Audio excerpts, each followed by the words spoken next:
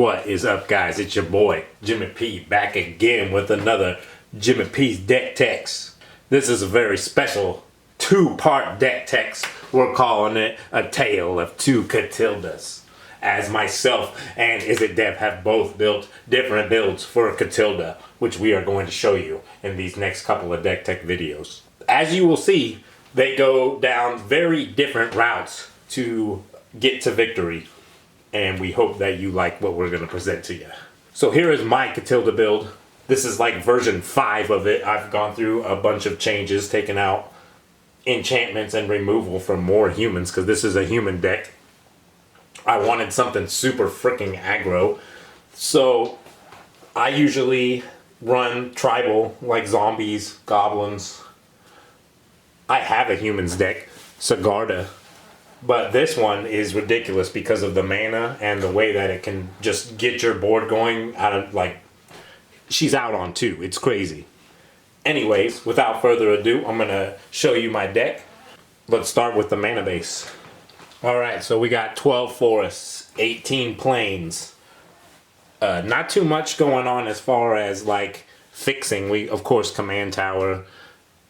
This is one of the occasions where I like having Terramorphic Expanse and Evolving Wilds, because you got your commander who is helping you get mana. Most of the creatures in this deck are helping you to produce more mana. So, like, they produce both colors that I need because of the commander's ability. So I don't really need the fixing too much. I need to thin out my deck. So that is helpful there. Indestructible land, because in the meta that I play in, permanents be getting destroyed. I would rather have something indestructible that can't be destroyed. I know it comes into play tapped, but you need like a basic level of fixing. So if I have to put another tap land in, it'll be that one, because that's just what I have access to. Silencia Sanctuary is good, you know, the old double land, Temple of Plenty, so you get that scry. Got my mana rocks over here. Arcane Signet, of course, Silencia Signet, Soul Ring, Commander Sphere. I went ahead and threw the Lightning Greaves over there. Not exactly sure why. That's supposed to be in another segment, but it's out, so there it is. But that's really the mana and mana fixing that we had going on here. Let's go ahead and move on to the white creatures. Alright, so we're running heavy on the white cards. That's why, of course, the mana ratio is the way that it is. We have a couple of different synergies going on. The first one is a +1/+1 counter synergy, which also ties in with my commander, because not only does it let your humans tap for mana, but it has a secondary ability that for 6, you can put a +1/+1 counter on all your creatures, which is awesome. So we are doing stuff with +1/+1 counters, which you'll see in the support cards, and with these particular creatures here. Nixthos Paragon is absolutely ridiculous. I have a lot of stuff that's giving me lifelink, and when you're gaining life, you're turning that into +1/+1 counters for all of your creatures. I mean all of them. It's insane. Abzan Battle Priest, Abzan Falconer, Outlast, getting the +1/+1 counters, giving them lifelink and flying, which I think are keys in humans, stuff that they definitely need, because not too many humans have flying. So being able to distribute +1/+1 counters through various means, Vasari's Lieutenant being one of the examples, some other cards that you'll see soon, help to distribute the counters so that they're all getting the abilities. This next section I like to call Screw You, because it's just ways to get rid of creatures, get rid of your stuff, and really hinder you. Redundancy with the Fiend Hunter, Banisher Priest, just exile and permanents under them. Sigret, it is in that category. Exile and permanents under them, O-Ring style. Bounty Agent, I really haven't. I've played this deck several times. I've never gotten that, but it's a removal card. Don't sleep on the Devout Chaplain. Holy crap, the Devout Chaplain. Tap 2 untapped humans you control.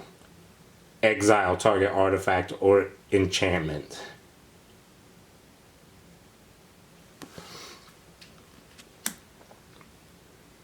There's lots of humans in this deck. Lots of ways for them not to have too much stuff or have their stuff entering the battlefield tapped with this Imposing Sovereign, which is pretty easy to get to, I've noticed. And then you just start eliminating their mana rocks. You start eliminating their board presence. It's pretty awesome. For 3 mana, dope. It's a human cleric, lots of upside. Elite Spellbinder.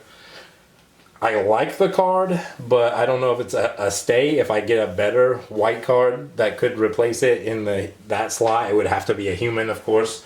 But I like it for now because I get to go into their hand and pull out a card and then make them have to pay more to play it, but they still get to play it, which I don't like. So I don't know if that's okay, but at least it flies.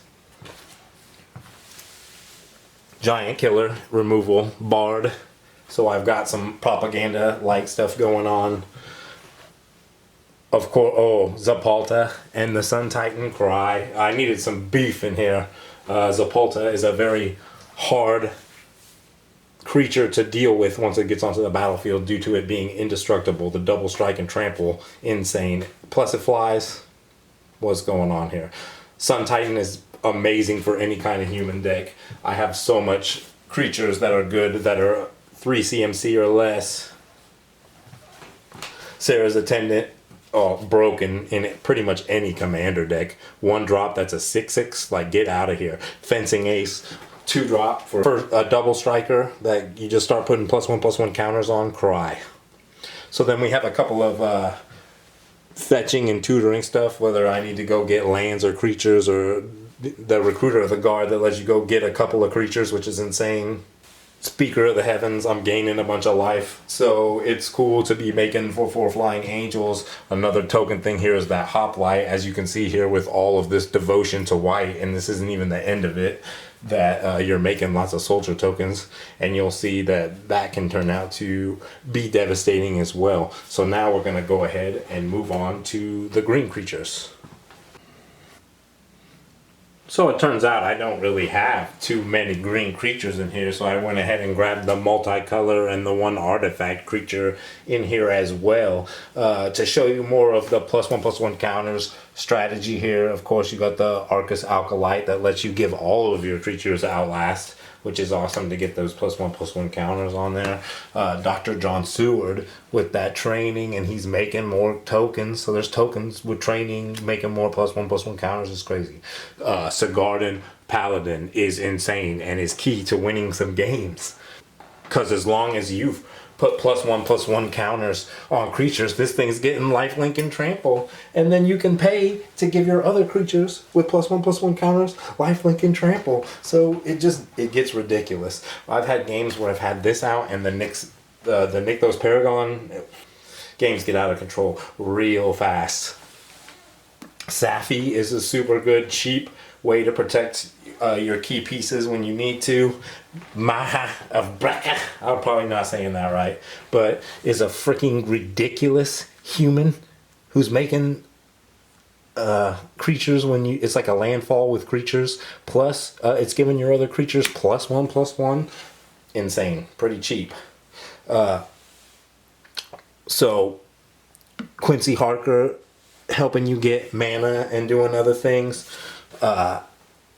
The Realm Walker is just amazing because it helps you go through your deck. You can look at the top of your deck and you can play cards of the type, which of course will be humans, off the top of your deck.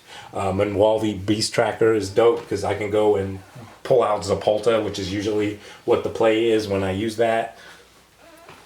So I either have it in my hand ready to go, or I go get it and play it, which happens a lot because the mana that you be producing in this deck out of control. So I also have another little secret synergy going on in here. We got Finn the Fangbearer and Seraph of the Viper's Fang. Finn the Fangbearer has Death Touch, and he also says that whenever a creature with Death Touch deals combat damage to a player, they get 2 poison counters. Seraph says that my attacking creatures, well, not even attacking, tapped creatures I control have Death Touch.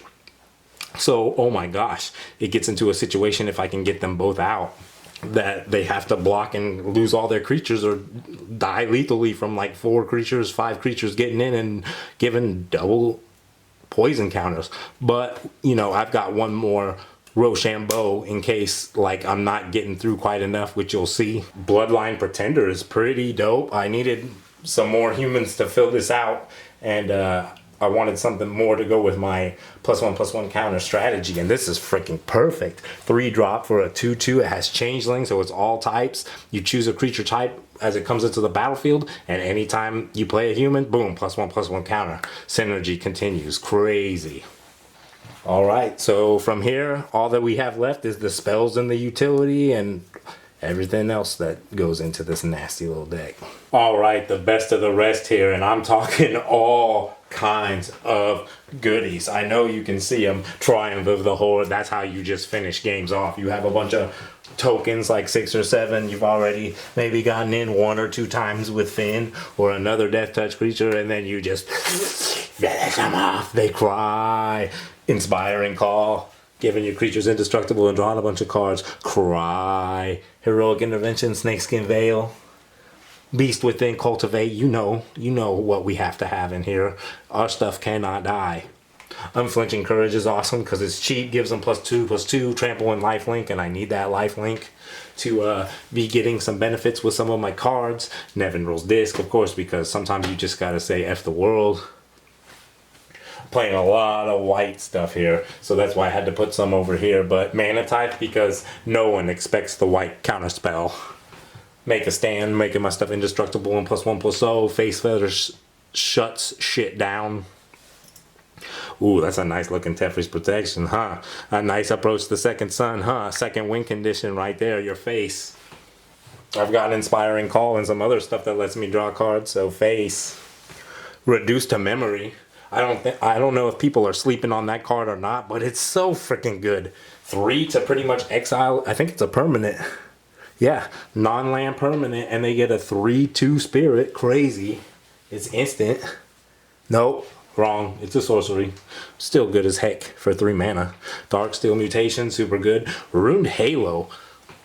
I usually use Runed Halo and just name their commander because at least I know that they have that. Sometimes that shuts a deck down. And then other times, maybe bouncing stuff, seeing them bounce stuff, seeing what they have, getting rid of stuff, then I just name that card.